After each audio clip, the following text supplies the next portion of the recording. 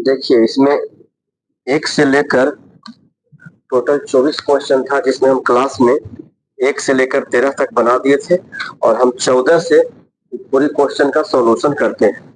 तो 14 वाला क्वेश्चन है कि यदि 3, 4, 5, 17 तथा x का माध्य 6 हो तो x का माध्य। तो माध्य के मतलब होता है औसत, मतलब माध्य के मतलब होता है औसत। इसका मतलब फॉर्मूला होगा कि जो भी संख्या दी है सबको जोड़ दीजिए, जैसे 3, 4 + 5, 17 और x। तो 3, 4, 5, 17 तथा x का माध्य 6 है। तो माध्य बराबर टोटल संख्या जोड़ दीजिए, जितनी संख्या उतना से भाग दीजिए। माध्य मतलब औसत टाइप से भी चलती है। तो संख्या हो गई 3 2 5, तो 5 से भागा दीजिए।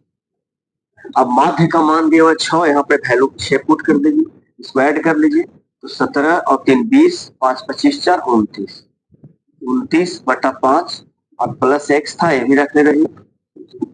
इसको क्रॉस मल्टीप्लाई कर 29 में 1 से करेंगे 29, x में 1 से करेंगे x, 6 5 30। अब हो जाएगा x का मान 30, 29 प्लस में उधर जाएगी माइनस, तो x का मान हो जाएगा 1। जो आपका ऑप्शन नंबर हम देख लेते हैं, ऑप्शन नंबर ए है। ऑप्शन नंबर ए में 29 है, जो कि करेक्ट है। आप इसको नोट करिए। नेक्स्ट क्वेश्चन जो है 15, हम उस पे आते हैं। आप लोग वीडियो रोक कर इसको अच्छा से समझ लीजिएगा।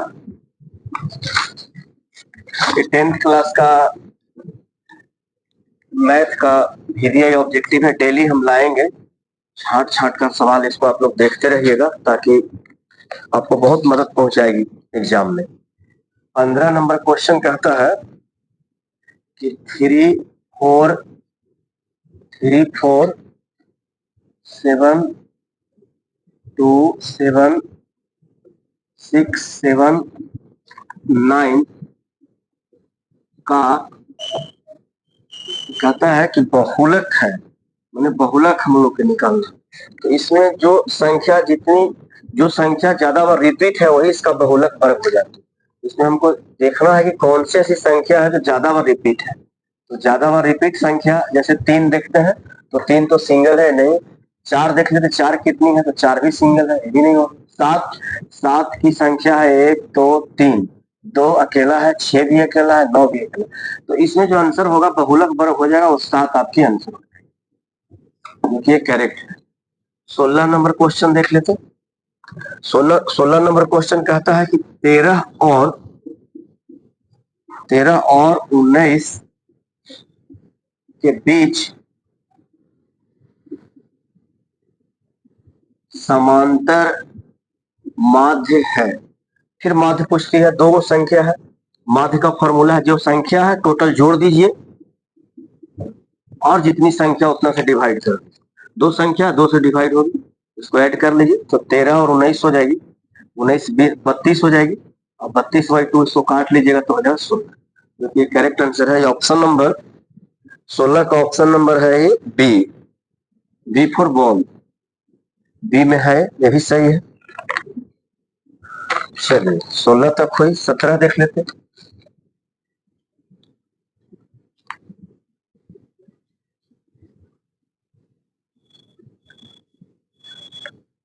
17 नंबर क्वेश्चन कहती है कि यदि द्विघात समीकरण x², लिख देते क्वेश्चन। यदि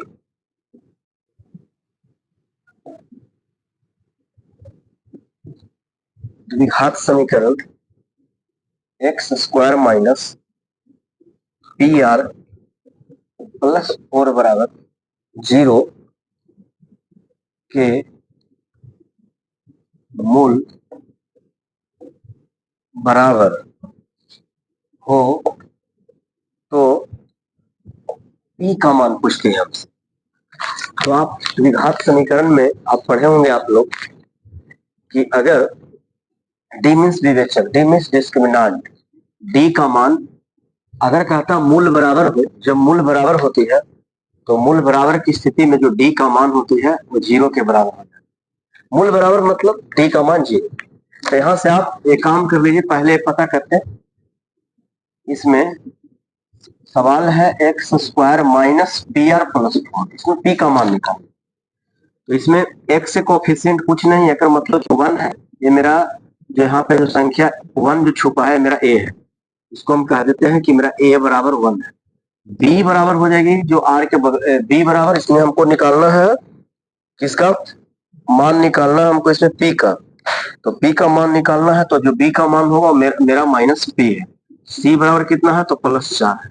तो डी निकाल लीजिए। डी बराबर होती है B square minus 4ac।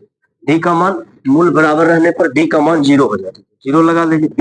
B के जगह पर माइनस पी है, माइनस पी के होल स्क्वायर। 4 गुना ए का मान 1 है, 1 रख लेते हैं।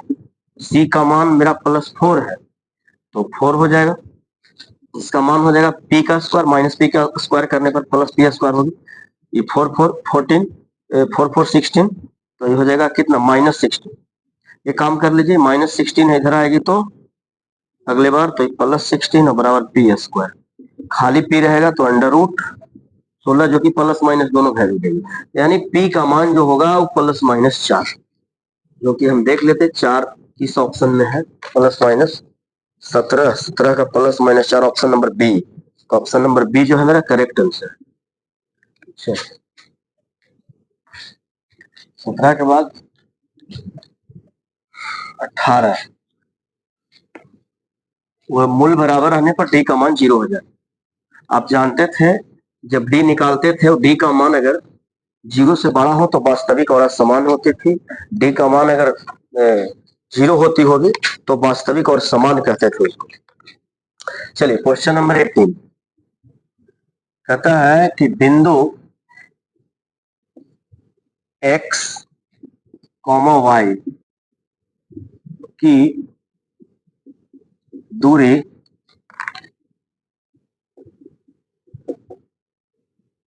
मूल बिंदु से है, मैंने मूल बिंदु से दूरी पूछता है x y की। ये बहुत ही कोऑर्डिनेट ज्योमेट्री बहुत ही आसान है। अगर मूल बिंदु से दूरी पूछे तो कुछ नहीं, अंडर रूट दोनों का स्क्वायर करके ऐड कर दिया, x square plus y square. तो देख लेते हैं ऑप्शन नंबर किसमें, option number B. B will be correct answer. तो ऑप्शन नंबर मेरा बी है जो बिल्कुल राइट आंसर है। जब भी मूल बिंदु से दूरी पूछे जो दिया है दोनों का अंडर रूट करके दोनों का होल स्क्वायर करके जोड़ दो, ऐड कर दो, यही मूल बिंदु से दूरी। 19 देख लेते हैं। 19 कहता है यदि किसी घनाभ की लंबाई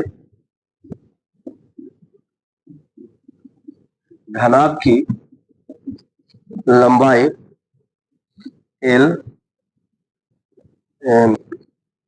चौड़ाई दे रखा है B तथा ऊंचाई इसका है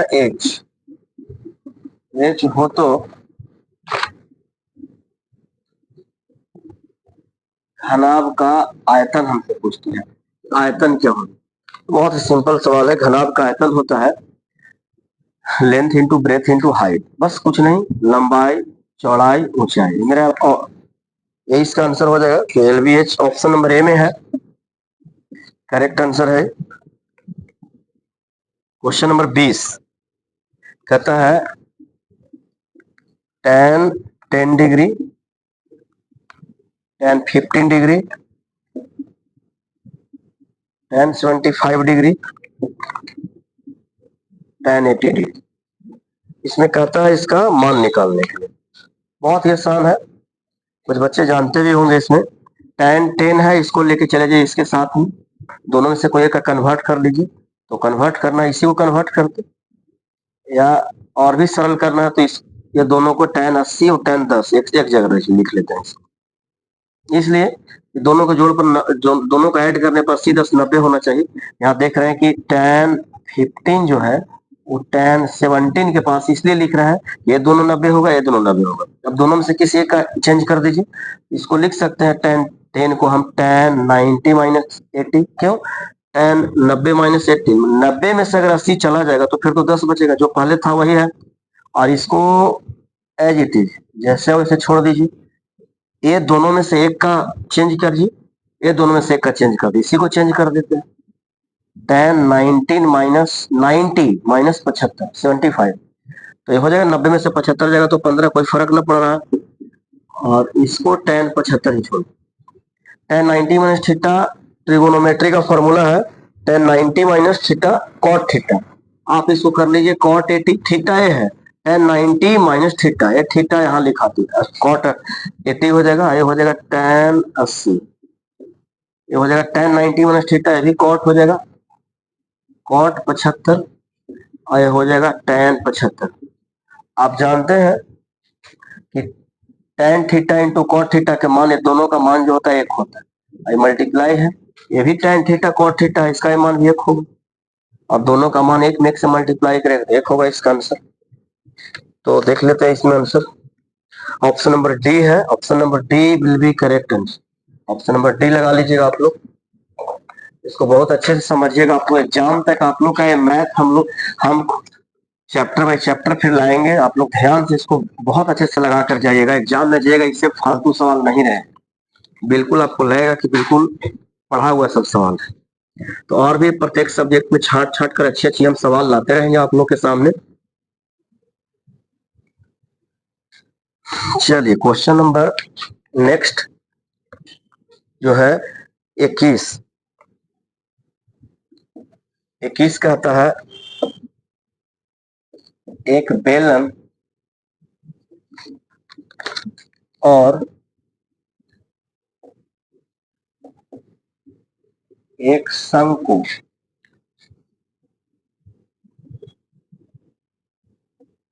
के आधार समान है यदि उनकी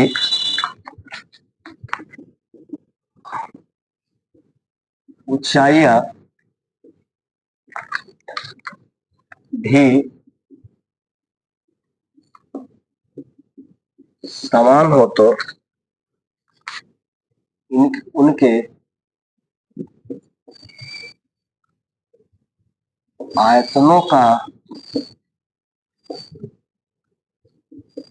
अनुपात क्या हो? आयतन के अनुपात निकालना है। अच्छा, एक बेलन है एक शंकु है, इसमें दो चीज का जिक्र है। तो बेलन और शंकु का आधार समान है, यानी आधार समान के मतलब कि अगर ये बेलन है तो बेलन और शंकु का आधार समान, इसका मतलब है दोनों का आयतन निकालना है, दोनों का आयतनों का अनुपात निकालना है। तो बेलन का जो आयतन होती मेरा, बेलन का आयतन वो तो पाई आर स्क्वायर एच होती, और शंकु का जो आयतन है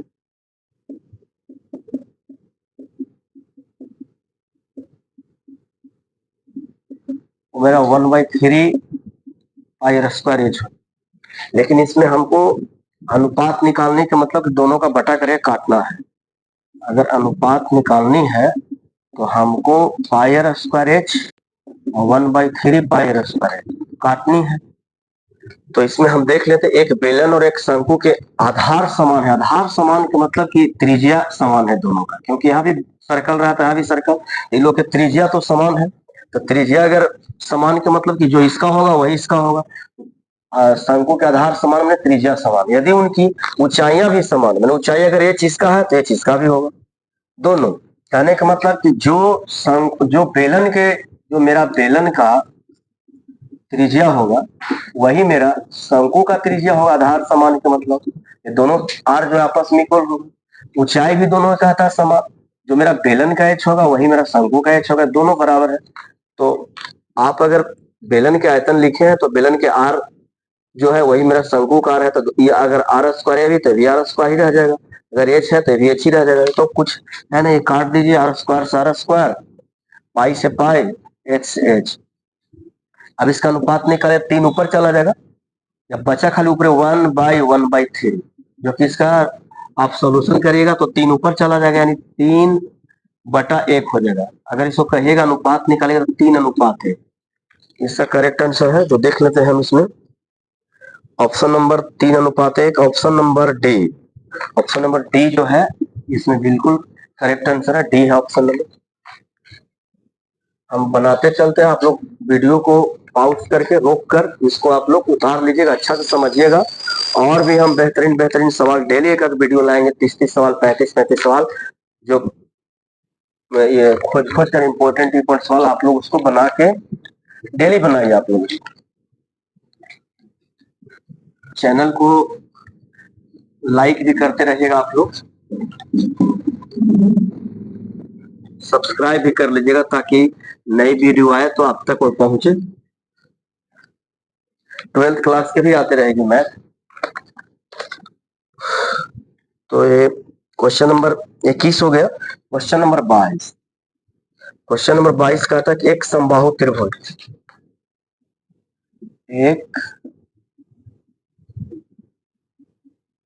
एक समबाहु त्रिभुज एबीसी की एक भुजा 12 सेंटीमीटर हो तो इसकी ऊंचाई, हमसे इसकी ऊंचाई पूछती कि ऊंचाई क्या हो, ऊंचाई मान। समबाहु त्रिभुज की एक भुजा दी हुई है, एक समबाहु त्रिभुज बना लीजिए। समबाहु त्रिभुज का मतलब कि सही भुजा आपस में बराबर, तो अगर एक भुजा 12 है तो पूरी भुजा 12 हो जाएगी। और एक काम कर लीजिए, ऊंचाई मांगती है हमको, ऊंचाई एक रख लेते। तो एक प्रॉपर्टी है समबाहु त्रिभुज का, अगर समबाहु त्रिभुज के ये ऊपर से हाइट जब बेस पर जब इस पर डाला जाता है, एक ऊंचाई डालते हैं तो यहाँ पर 90 डिग्री का एंगल बनता और बेस को भी समद्विभाजित करते। अगर ये डी है तो ऐसा हो जाएगा, ये पूरी ये लंबाई 12 है, समझ लीजिए। जब ये हाइट जब समबाहु त्रिभुज में खींचते हैं तो जो ये बीसी, जो जिस पर बेस है बीसी, बीसी पर जब हाइट जब गिरती है तो 90 डिग्री का एंगल बनती, और साथ में ये जो भुजा है बीसी, इसको दो बराबर इक्वल पार्टों में विभाजित करते हैं, यानी बीडी बराबर डीसी हो जाएगा। यानी पूरा 12 है तो 6 हो जाएगा, ये भी 6 हो जाएगा। तो अब आपको 6 है, यहाँ पर 90 डिग्री है और 6 है 12 है, आपको ऊंचाई चाहिए तो पाइथागोरस प्रमेय लगा लीजिए। किसी भी समकोण त्रिभुज में आपको 90 के सामने वालों कर्ण बोलते हैं, कर्ण मालूम है, आधार मालूम है, हमको ऊंचाई चाहिए, ऊंचाई लगा लिए, यानी h बराबर हो जाएगा, h बराबर ऊंचाई है, h बराबर कर्ण के अंडर रूट कर्ण के स्क्वायर। कर्ण मेरा है AC, 90 के सामने वाले कर्ण कहते हैं, तो कर्ण मेरा AC है 12, तो 12 के स्क्वायर माइनस जो आधार है वो 6 है, 6 के स्क्वायर। इसको सॉल्यूशन कर लीजिए, 12 बार 144, 6 36 हो जाएगा। इसको घटा लीजिए, देख लेते हैं। 14 में 6 गया 6, 3 में 3 गया 0, 106। एच के मान 106 आएगा। और इसका अगर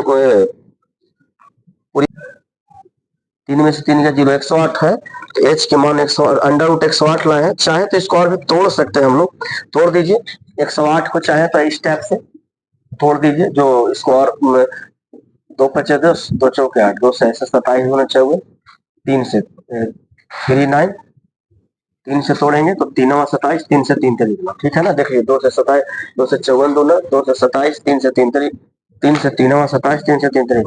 अब इसमें 2 2 है तो 3 3 है, तो कह सकते हैं ना एच बराबर, जिनको नहीं समझ में आता आराम से 108 के बदले में ये सब लिख सकते हैं। क्या 2 गुने 2 गुने 3 गुने 3 गुने 3, आप जानते हैं कि जो 2 गो रहता है एक बाहर आ जाती है, 2 1 निकल जाएगी, 2 3 में से 1 3 बाहर निकल जाएगी, 1 3 बच जाएगा, इसका जोड़ा नहीं अंदर ही रह जाएगा, तो 3 दूनी 6, इसको 6√3 जो है करेक्ट आंसर होगा। तो हम देख लेते हैं किसमें है 6√3, 6√3 option number B, option number B है। एक बार और देख लीजिए, एक समबाहु त्रिभुज, एक समबाहु त्रिभुज एबीसी की एक भुजा 12 सेंटीमीटर हो, इसकी ऊंचाई हमसे मांगता है। समबाहु त्रिभुज में आप जानते हैं सभी भुजा आपस में बराबर होती, तो पूरी भुजा 12 ए भी 12 ए भी 12 ए भी, लेकिन ऊंचाई मांग रहा था। तो ऊंचाई अगर आप खींचते हैं तो ये ऊंचाई जो है किसी बेस पे अगर पड़ती है तो 90 डिग्री का कोण भी बनाती, और जहां पे ऊंचाई जिस बेस पे डालते हैं वो बेस जो है 2 इक्वल पार्ट में विभाजित हो जाती, तो 2 इक्वल, तो 12 था तो 6 6 हो गया। अब ये ऊंचाई है मेरा, ये 90 डिग्री का एंगल बना, तो ये वाला जो एंगल हो गया, किसी भी त्रिभुज में एक कोण अगर 90 डिग्री तो उसको राइट एंगल ट्रायंगल कहते हैं, समकोण त्रिभुज। तो समकोण त्रिभुज के, समकोण त्रिभुज में 90 है तो 90 के सामने वाले को कर्ण बोलते हैं। ये मेरा आधार मान लीजिए, मेरा ऊंचाई है, तो आप लगा लीजिए कर्ण बराबर क्या होता है, अंडर रूट, हाँ हाइट बराबर ऊंचाई बराबर हो जाएगा अंडर रूट कर्ण का स्क्वायर माइनस बेस का स्क्वायर, आधार का स्क्वायर। इस पे आप निकाल लीजिए जो 6√3 आती। ये भी नहीं याद हो तो खाली एक फॉर्मूला याद रखिए, एच स्क्वायर बराबर पी स्क्वायर जोड़ बी स्क्वायर। कुछ भी दे है इसमें, मान लिया तीन चीज होती, एच स्क्वायर बराबर पी स्क्वायर जोड़ बी स्क्वायर। एच मेरा है कर्ण है, पी को बोलते लंब, बी को बोलते आधार। इसमें से तीन में से कोई दो पता है, दो पता रहता, दो का वैल्यू पुट करिए, जो नहीं पता ऑलरेडी निकल जाएगी। चलिए नेक्स्ट सवाल में आते हैं हम, इसको आप लोग अच्छा से बना लेते।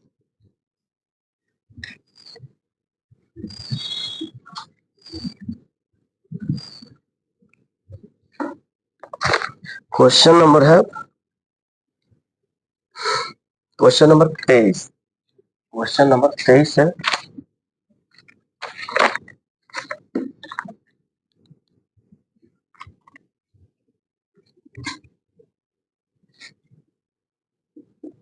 चलिए क्वेश्चन नंबर 23 से कहता है यदि समीकरण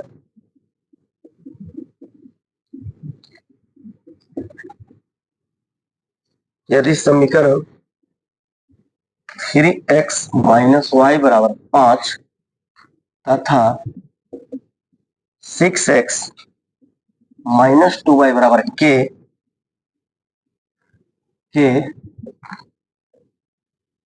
कोई हल न हो, कोई हल न हो तो के का मान पूछती है। तो हमसे के का मान पूछती है, कोई हल नहीं हो। तो कोई हल नहीं हो तो इस केस में एक समीकरण है मेरा 3x माइनस वाई बराबर 5, एक दिया हुआ है 6x माइनस 2y बराबर के। पहले इसको x के कोफिशिएंट 3, x के कोफिशिएंट 6 डिवाइड करिए, y के कोफिशिएंट कुछ नहीं तो 1 है यहाँ पे, तो -1 यहाँ हो जाएगा -2 और बराबर 5/k। जब कोई हल नहीं होती तो ए वाला कट हो जाए, काट दीजिए आप, इसका कोई हल नहीं वाला कंडीशन। तो ए दोनों को लेकर हल कर दीजिए, माइनस की तो माइनस माइनस कट जाएगी, तो हो जाएगा 1/2 not is equal to 5/k। इसको आप के का मान निकाल लीजिए, के में 1 से गुना करिए, के नॉट इज इक्वल टू 10। ये जो है के का मान है, के जो है 10 के बराबर नहीं होगा, माने 10 के बराबर नहीं होगा, बाकी किसी के बराबर हो सकती पर 10 के बराबर नहीं हो सकती। के का यही मान हो, देख लेते हैं option number C. Option number C will be correct answer. चलिए एक लास्ट क्वेश्चन है इसमें, क्वेश्चन नंबर 24। आप लोग वीडियो को पॉज करके इसको अच्छा से उतार लीजिएगा, देख लीजिए, समझ लीजिएगा।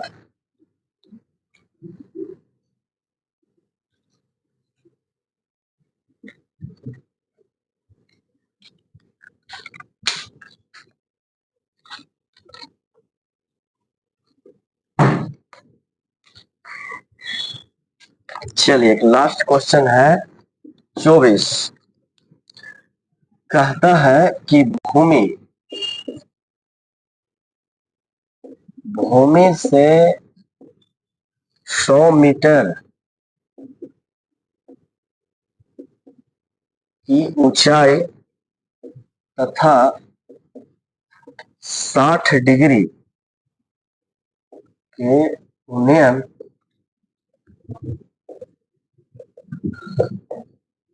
कोण पर उड़ती हुई एक पतंग की डोरी की लंबाई है। मतलब कि हमको डोरी की लंबाई निकालना है। हाइट एंड डिस्टेंस का क्वेश्चन है, इसमें कहता है कि भूमि से 100 मीटर की ऊंचाई, मान लेते हैं कि एक भूमि से 100 मीटर ऊंचाई, 100 मीटर ऊंचाई ले लिए, भूमि से 100 मीटर ऊंचाई तथा 60 डिग्री के उन्नयन कोण पर। तो उन्नयन कोण जब भी बनता तो यहाँ पे बनता, ये तो मेरी अवनमन कोण होती है, अवनमन कोण और उन्नयन कोण आपस में बराबर होती है अल्टरनेट एंगल से, पर हमको ये सब चर्चा नहीं है, सिर्फ उन्नयन कोण है तो 60 डिग्री है। और चूंकि हम जानते हैं कि हाइट एंड डिस्टेंस में जब भी फिगर बनती तो राइट एंगल ट्रायंगल, और राइट एंगल ट्रायंगल में 100 मीटर ऊंची है तो ऊंचाई तो 100 मीटर खड़ा है, ये उन्नयन कोण होती है। इसमें हमको पतंग की डोरी की लंबाई निकालना है। तो पतंग की डोरी की लंबाई, डोरी जब भी होगा तो तिरछा ही होता है, यही तिरछा, यही मेरा डोरी है, ये इसी का मान पूछता है। क्योंकि पतंग उड़ाइएगा तो पतंग उड़ाते हैं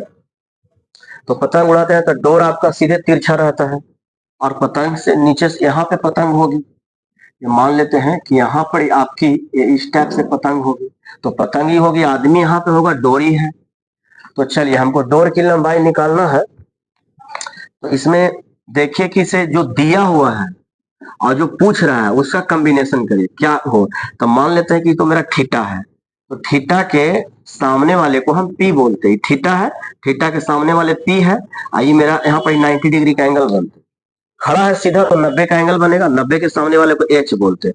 आप बताइए कि ये एच है, आई पी है, इसलिए ऐसा हम कह रहे हैं कि जो दिया हुआ रहे उसको देखिए और जो निकालना है उसको देखिए। तो जो निकालना है वो एच है, जो दिया हुआ पी है। तो पी और एच का कहाँ पे मान बैठा, तो साइन थीटा में। साइन थीटा का मान पी बटा एच होती, आप निकाल लीजिए, बहुत ही शॉर्ट। साइन थीटा बराबर होता है पी बटा एच। तो साइन का साइन, थीटा, थीटा का जगह 60 रख लीजिए, पी है मेरा ये, थीटा के सामने वाले को पी बोलते, तो पी मेरा 100 दिया हुआ है, इसका मान 100 रख लीजिए आप। और एच मेरा एच तो निकालना, छोड़ दीजिए, एच जो निकालना उसको कुछ मत करिए। साइन 60 के मान लगाइए, साइन 60 के मान √3/2 होती, 100 है बटा एच है, क्रॉस मल्टीप्लाई करें। क्रॉस मल्टीप्लाई करिएगा तो ये जो एच में √3 से गुना करिएगा तो हो जाएगा √3h, और 100 में 2 से गुना करिएगा तो 100 गुने 2 यानी 200 कहिए, 200। तो एच बराबर 200 बटा √3, इसको परमीकरण कर लीजिए, √3/√3। तो h का मान हो जाएगा 200 बटा √3 में √3 से मल्टीप्लाई करेगा 3 हो जाएगा, और √3 इसको काटेगा तो कटेगा भी नहीं, क्योंकि 3 से मेरा 200 कटने वाली नहीं है। 200 बटा √3, 200 बटा 3, 200 बटा 3, इसका ही क्वेश्चन √3 देख लेते, एक बार और ट्राई कर लेते। साइन थीटा, थीटा का जगह तो मेरा 60 है, साइन थीटा और पी बटा एच, तो 100 बटा हो गया एच, साइन 60 का √3/2, 100 उसमें आप 2 से मल्टीप्लाई करेगा तो 100 गुणे 200, 3√3h। ठीक है, एच 200/√3, अगर परमीकरण नहीं करते हैं तो मेरा 200/√3 आ रही है, जो 200/√3 इसमें ऑप्शन में है नहीं। हो सकता है कहीं पे मिस्टेक हो इसका ऑप्शन में, 200/√3 ये होगा, और नहीं तो अगर परमीकरण करते हैं तो इसका मान आएगा 200 बटा √3। परमीकरण करना है तो √3 को हटाइए, √3 तो हो जाएगा इसका मान 200 √3 बटा 3। यही इसका करेक्ट आंसर होगा, चाहे तो ये हो नहीं तो फिर ये हो। चलिए जो ऑप्शन में है आप देखिएगा, लगाइएगा, इसमें ऑप्शन में है नहीं। ठीक है, आप लोग इसको अच्छा से देख लीजिएगा। डेली एक वीडियो आएगी, इंपॉर्टेंट क्वेश्चन हम लेकर आएंगे आपको परीक्षा तक, और डेली लघुत्तरीय हम प्रत्येक चैप्टर का अच्छे पूर्वक उसको हम देख कर जो अच्छी सवाल रहेगी हम डेली लाते रहेंगे, जो आप लोग का वो बहुत फायदा करेगा, जो